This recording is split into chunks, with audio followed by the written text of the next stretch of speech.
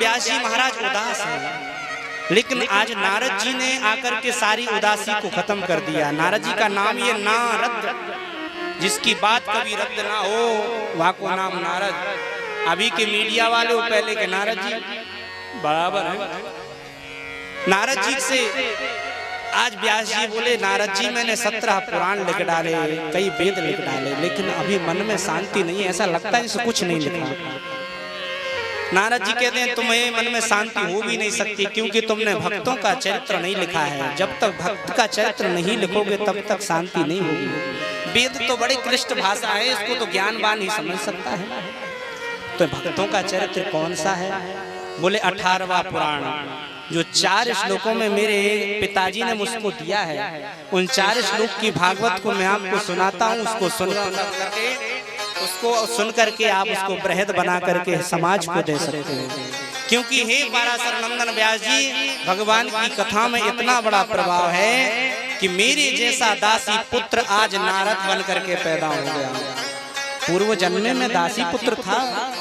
मेरी माँ लोगों के घर जा जा करके काम करती थी, बर्तन मांजती थी।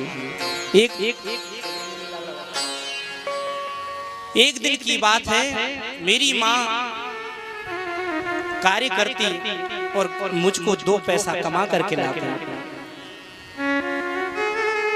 लेकिन कुछ दिनों के बाद मेरे पिताजी का देहांत हो गया। हम दोनों माँ बेटे अकेले हो गए। अब तो लोग मेरी माँ को काम पे भी ना रखें, भगा दें उसको, कोई काम ना दे। मेरी माँ को बड़ा रोना आता।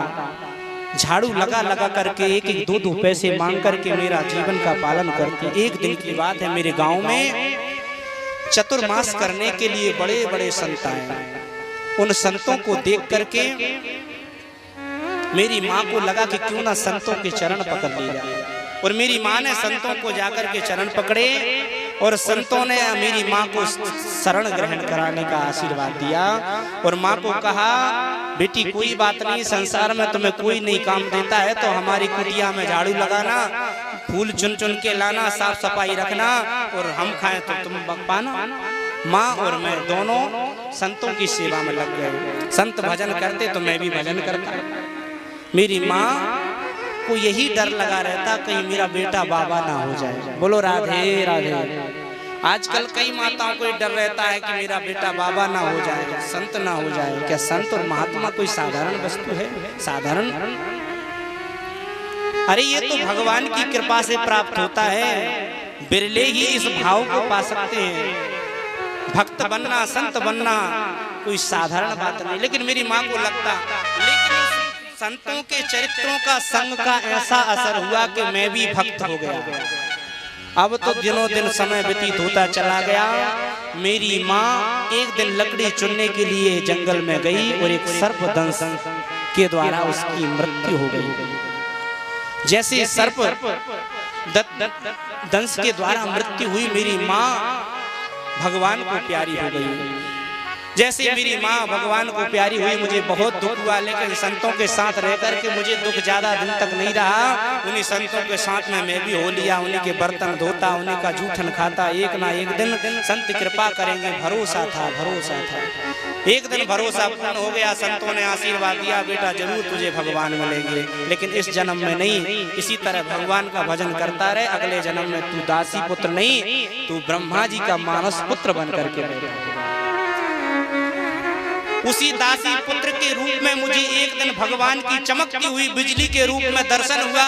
और एक क्षण में वो बिजली गायब हो गई। आकाशवाणी हुई, बेटा इस जन्म में मैं तुझे दर्शन देने का सामर्थ्य प्रदान नहीं कर सकता, इसलिए आशीर्वाद देता हूँ अगले जन्म में मैं तुझे मेरा पार्षद बना करके बतलाऊंगा। बस मैंने अपने ध्यान योग से अपने शरीर को खत्म कर दिया। और इस जन्म में देखो तुम्हारे सामने में नारद जी बन करके प्रकट हुआ हूं। तो भगवान की भक्ति में इतनी करुणा है कि एक दासी पुत्र भी भगवान के कथा से, भगवान के भजन से आज नारद बन करके प्रकट हो गया।